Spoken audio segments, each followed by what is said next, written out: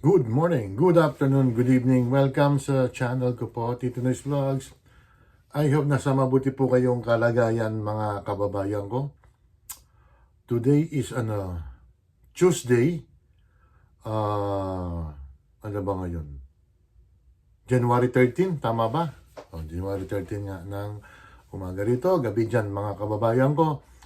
Ito, may ipapakita po ko sa inyo mga video clips ng kababayan ko. Kayo nang humusga at saka may mga komentaryo o mga pahayag ang mga dating congressman, isang congressman pa at isang dating congresswoman. Read between the lines mga kababayan ko. Ito muna, sandali lang ha. Ayan, alright. Ito na po mga kababayan ko. Ito po ang nangyayari talaga sa ating bayan.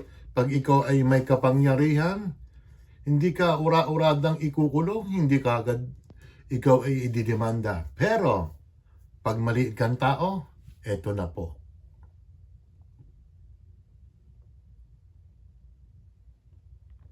Ito po yung congressman na sinasabing nagnakaw ng bilyones sa pondo ng bayan. Hindi natin pwedeng ikulong agad yan.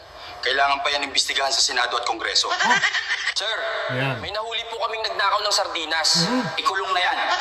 Hindi na kailangan imbestigahan yan. Yan ang bayan natin mga Sir, ito po kababayan yung ko. congressman na sinasabing Diba? Ganyan. Pag may kapangyarihan ka, protektado ka ng posisyon mo. Pero pag maliit kang tao, anak ng... Grabe, no? Sa ngayon ba, nangyayari yan? Wala pa. Meron bang congressman tayo or senador man lang na asunto? According kay Senador Amy Marcos, baka itong week na to, meron daw. Tingnan natin mga kababayan ko. Pero makakalusot pa rin yan kasi magagaling kasi ang mga abogado nila. Sandali lang, meron pa. Sandali lang. Ayun mga kababayan ko. Ito po, pakinggan nyo po. May ano naman dyan, may subtitle po yan. May nakalagay sa screen mga kababayan ko. May pinapatamaan tong si Bishop Rufino Socson mga kababayan ko. Balanga is Bataan ba? Correct me na lang ha, mga kababayan ko. Sino kaya pinapatamaan nito mga kababayan kong bishop na to? Alam naman si BP Sara. BP lang siya mga kababayan ko, spare tire. Sino kaya Auntie Claire? Wala mo Auntie Claire kung sino yung pinapatamaan nitong bishop na to, archobispo na to. Pakinggan natin siya mga kababayan pa.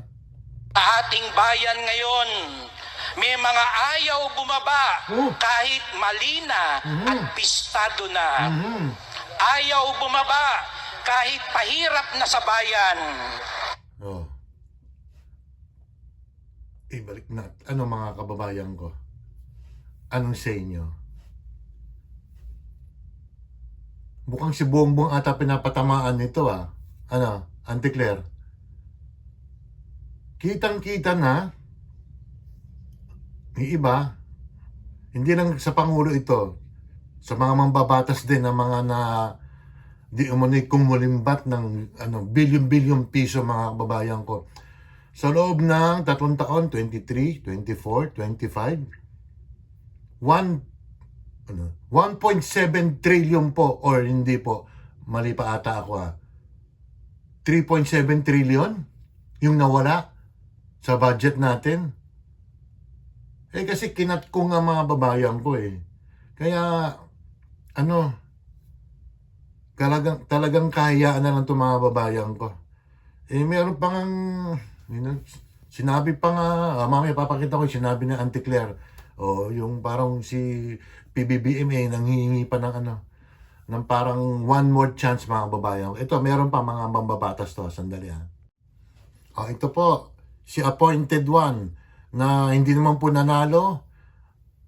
Nakaupo lang siya dahil sa disqualification. Yung kalaban niyang si Joey Uy mga babayan ko hanggang ngayon hindi pa na di-decide sa Supreme Court. Kaya nanalo po si Abante kasi nagprotesta po siya. Ang sabi niya po rito, Romualdez daw, hindi daw siya magnanakaw. Ang sabi naman ni Benny Abante, Congressman, hindi ako ang utak ng budget sa 2025. Si Martin Romualdez yun. Kaya hindi ako nagnanakaw. Read between the lines, mga kababayan ko. Meron ko bang tinuturo dyan, Congressman Abante? Mukhang babalintad ka ata o kumakanta ka na.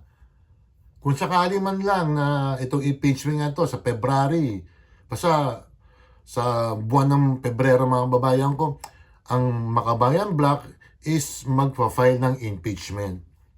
Pangalawa na po ito kasi mag-i-expire na po yung unang impeachment nga, mga babayan ko, di ba? Nasa Supreme Court po yun na null and void yun, mga babayan ko. Pero ito, ang ipa-file nila talagang siguro aayusin na nila. Idadagdag po yung Madriaga, yung di umano'y bagman daw ni BP Sara, mga kababayan ko. Congressman Abante, ikaw ba'y magsasabi na ng totoo?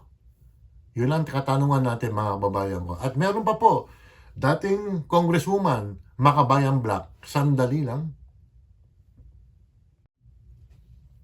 Ito na po, mga kababayan ko. Naalala niyo pa yung hearing ni BP Sara doon sa confidential fund, DepEd, mga kababayan ko. Andun po si dating Congresswoman Franz Castro, mga babayan ko. Ito'y namimintong baka makulong to dahil sa kidnapping ginawa niya, yung Pangulong Duterte, yung mga bata, nakaapila sa Supreme Court. Ito ang sinabi niya po. Oo, inaamin ko, BBM, yung hearing ni BP Sara noong ayaw ko sanang gawin dahil takot kami ni BP Sara. Pagtapos ng hearing, off-cam, na humingi pa nga ako ng sorry ni BP Inday Sara. Sinabi kong kailangan namin ng pera. Malapit na ang eleksyon, mga babayan ko. So, ibig sabihin po, may nagbayad po dito sa mga Makabayan Black. Pwede ito magamit sa impeachment, defense, sa depensa ni BP Sara, na pakikinggan to ng mga senator judges. Pwedeng gamitin to, mga babayan ko. Talaga naman, kay Toby Chanco nga, sinabi niya na, kaya nagpirmahan ang yung 215 na congressman dahil pinangakuan sila ng dating speaker Martin Romualdez. Yung iba nabayaran po at yung iba ay hindi pa. Ano ngayon kayo? Auntie Claire? Pasok ka naman. Sandali lang. I'm here again, mga kababayan ko. Ito po yung spokesperson na napaka-effective po. Super effective. Pero liability po siya ng Malacanang, ng Palasyo, dahil ang sabi ni spokesperson Yusek Castro, nakiusap sa publiko na bigyan ng isang pang pagkakataon ang administrasyon Marcos, mga kababayan ko. 3 taon namin pinagbigyan si PBBM, Yusek Castro. Anong ginawa niya? Ang tanong ko nga sa iyo Yusek Castro spokesperson, nag-OJT lang ba si Pangulong Marcos? Ang sabi niya, itong taon na to, sa huling yugto ng kanyang termino, na aayusin na ang bayan. So, ibig sabihin, yung 3 taon niyang nakalipas, nag-training lang siya. At di umano'y nagnakaw pa. Di ba? Kaya siguro, hindi ka pa nauubusan ng defense ng mga pag-spin mo, yung pagbaluktok ng katotohanan, Yusek Castro? Medyo, parang nabibinggo na ata ang palasyo, Nagpapanik na ba kayo? Pero, para sa akin talaga, stay put ka lang dyan hanggang matapos ang termino ni Pangulong Marcos. Diyan ka lang. Diyan ka lang, mga, Auntie Claire. Diyan ka lang. Baka, meron, panay negatibo. O pa nagpa-hair follicle test siya, siguro baka mag-positive na siya. Di ba? Sandali lang po, baka mag-shoutout na tayo, sandali. Bago tayo mag-shoutout mga babayan ko, ito yung mga survey na hindi naniniwala, yung mga diapers vlogger, mga babayan ko.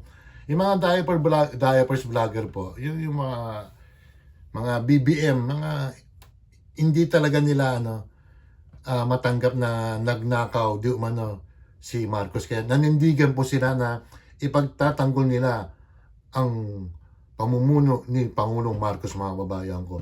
Bagay, allegedly, mga bayad daw sila, mga babayan ko. Ito, yung survey po ng SWS is negative 3. Pulse Asia, negative 15. Itong negative 27 po, kabuuan po ng mga kabinete po, negative 27 po. So, sino ba ang leader ng mga kabinete? Sino ba ang boss nila?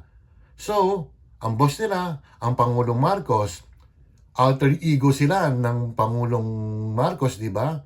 So, ang kabuuan talaga, nasa kasalanan pa rin yan ni Pangulong Marcos na nag-negative 27 siya. Kasi mukhang hindi ata nagtatrabaho yung mga kabinete niya eh. Particular sa DPWH, mga babayan ko. Naasa na si Vince Dizon. Yung unang-una, panay interview siya.